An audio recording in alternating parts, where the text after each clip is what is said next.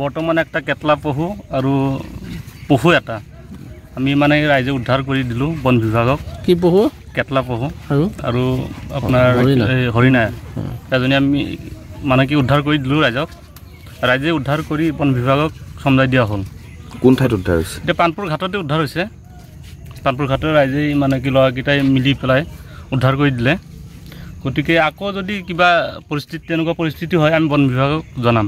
বানপানীৰ সময়ত আৰু সম্ভাৱনা আছে আৰু বানপানীটো পুৰা সম্ভাৱনা আছে এতিয়া ৰাস্তা চিঙু হৈছে অৱস্থা নাই আমাৰ কি আৰু কম আৰু ৰাইজে এতিয়া কোনো সাহায্য পোৱা নাই চৰকাৰৰ পৰা কোনো একো সাহায্য পোৱা নাই তিৰপাল পোৱা নাই গৰুৰ কোনো খাদ্য পোৱা নাই মানুহৰ কিবা হেৰি নাই খোৱা পানীৰ কোনো ব্যৱস্থা নাই গতিকে চৰকাৰে ইয়াৰ হেৰি কৰিব এনেদৰে বন্যপ্ৰাণী ওলাই আছে